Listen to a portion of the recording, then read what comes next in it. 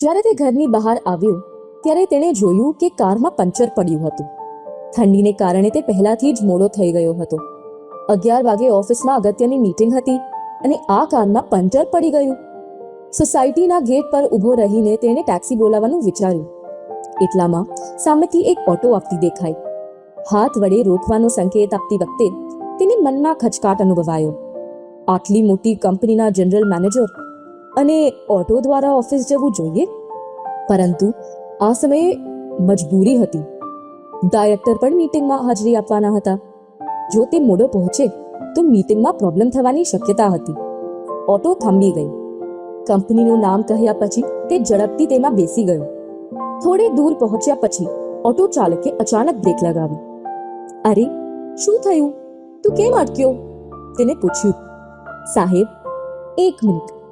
અરે, અહીં આ સોસાયટીના ગેટ પર ઊભેલા સજ્જનને થોડા અંતરે છોડવા પડશે, ઓટો ડ્રાઈવરે નમ્રતાથી કહ્યું. ના ભાઈ, તમે આમ ન કરી શકો, ઓટોમાં બેસેલા માણસે ગુસ્સાથી બૂમ પાડી. પહેલા મને મોડું થઈ રહ્યું છે, બીજું હું આખી ઓટો માટે પૈસા ચૂકવી રહ્યો છું, તો પછી હું કોઈની સાથે સીટ કેમ શેર કરીશ? સર, મારે તેમને સિટી લાઇબ્રેરીમાં મૂકવા છે, જે અહીંથી ખૂબ જ નજીક છે. તમારી ઓફિસના રસ્તામાં જ આવશે. જો તમને હજુ પણ વાંધો હોય તો તમે બીજી ઓટો પકડવા માટે મુક્ત છો. હું તમારી પાસેથી પૈસા પણ નહીં લઉં. ઓટો ડ્રાઈવરના અવાજની મક્કમતા અનુભવીને તે ચૂપ થઈ ગયો. તેણે રસ્તાના કિનારે ઊભેલા સજ્જનને બહુ આદર સાથે પોતાની બાજુની સીટ પર બેસાડ્યા અને આગળ વધ્યા. એક ક્ષણ માટે તેના મનમાં વિચાર ઝબકી ગયો કે તે માણસને તે પોતાની બાજુમાં બેસાડ્યો, પરંતુ પછી તેને ફરી પાછું વિચાર્યું કે ખબર નહીં કોણ છે અને કેવી રીતે બાજુમાં બેસાડી લે. એટલે આ વિચાર તરત જ મગજમાંથી હટાવી લીધો.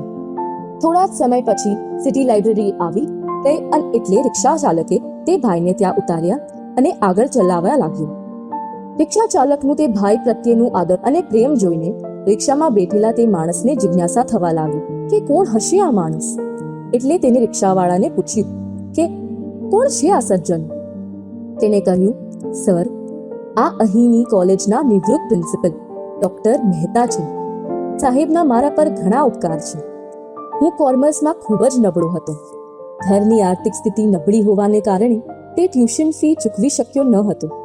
એ વર્ષ સુધી સર ફી લીધા વગર મને કોમર્સ ભણાવતા, જેના કારણે મેં બીકોમ 80% માર્ક્સ સાથે પાસ કર્યું.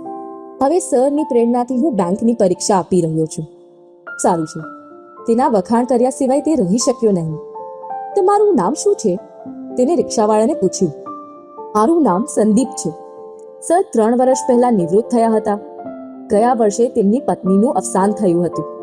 પુત્ર અને પુત્રવધુ સાથે રહેતા હોવા છતાં પણ તે એકલતા અનુભવે છે. એટલે જ તે દરરોજ સવારે 10 વાગે લાઇબ્રેરીમાં જાય છે. સર, હું શહેરમાં જ્યાં પણ હોઉં, હું સરને સવારે 10 વાગે લાઇબ્રેરીમાં મૂકવાનું અને બપોરે 2 વાગે ઘરે પાછા લાવવાનું ક્યારેય ભૂલતો નથી. સાહેબ પણ કહે છે કે પોતે ચાલ્યા જશે, પણ મારું મન માનતું નથી. જ્યારે પણ તે સાથે જવાની ના પાડે છે ત્યારે હું તેને કહું છું કે આ તેમની તરફની મારી ગુરુદક્ષિણા છે, અને સાહેબની આંખો ભીની થઈ જાય છે. સાહેબ, હું માનું છું કે આપણને આપણા માતા પિતા અને શિક્ષકોના ક્યારેય ઋણી ન હોઈ શકીએ. રિક્ષામાં બેઠેલો તે માણસ સંદીપના શબ્દોનો માર પોતાના આત્મા પર સહન કરતો રહ્યો. તેના મગજમાં તે દિવસો ચમક્યા જ્યારે તે પણ આ જ કોલેજનો વિદ્યાર્થી હતો, તેમજ ડોક્ટર મહેતાનો પ્રિય વિદ્યાર્થી પણ. એમએસસી મેથ્સમાં એડમિશન લેવા માંગતો હતો. એ દિવસોમાં પિતાજીને હાર્ટ એટેક આવ્યો. તે અને તેની માતા નિરાશામાં હોસ્પિટલના ચક્કર લગાવતા રહ્યા. ડોક્ટરોની અથાગ મહેનત બાદ પપ્પાનો જીવ બચી ગયો. આ મુસીબતમાં ઘણા દિવસો વીતી ગયા અને ફોર્મ ભરવાની છેલ્લી તારીખ વીતી ગઈ. તે સમયે તેને પોતાની સમસ્યા ડોક્ટર મહેતાને જણાવી અને તેમને મદદ કરવાની વિનંતી કરી. ડોક્ટર મહેતાએ મેનેજમેન્ટ સાથે વાત કરી અને તેમને સ્પેશિયલ કેસ હેઠળ દાખલ કરાવ્યા અને તેમનું વર્ષ બરબાદ થતું બચ્યું. કોલેજ છોડ્યા પછી તે આ વાત સાફ ભૂલી ગયો. આજે જ્યારે ડોક્ટર મહેતા તેમની સામે આવ્યા ત્યારે પણ તેમને પોતાના પદ પર ગર્વ અનુભવતા તેમની તરફ ધ્યાન પણ ન આપ્યું. આજે તેનો અંતરાત્મા તેને પૂછતો હતો કે તે અને રિક્ષાવાળામાં નાનો કોણ છે? જે વ્યક્તિ તેની આવકની પરવા કર્યા વિના ગુરુ દક્ષિણા આપતો હતો કે કોઈ કંપનીના જનરલ મેનેજરને, જે તેના ગુરુને ઓળખી પણ ન શક્યો? તે શરમાઈ ગયો અને પસ્તાવાથી ભરેલો હતો. તેણે ઓટોનું ભાડું ચૂકવ્યું અને નીચે ઉતર્યો.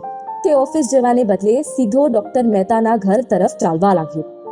તેમને ઘરે એકલા મળીને તેને પોતાની ભૂલ સ્વીકારી અને માફી માંગી. ડોક્ટર મહેતાએ તેને પ્રેમથી ગળે લગાડીને કહ્યું, દીકરા, દરેક વ્યક્તિ ભૂલ કરે છે. મહત્વનું છે કે આપણે આપણી ભૂલો સ્વીકારીએ અને તેમાંથી શીખીએ. તે આજે જે કર્યું તે ખૂબ જ પ્રશંસનીય છે. મને તારા પર ગર્વ છે. જો આ સ્ટોરી તમને પસંદ પડી હોય તો દરેક લોકો સાથે શેર કરજો અને આપણી ચેનલને સબસ્ક્રાઇબ કરવાનું ચૂકશો નહીં. ફરી પાછા મળીશું એક નવા વિડીયોમાં એક નવી પ્રેરણાદાયક સ્ટોરી સાથે. ધન્યવાદ.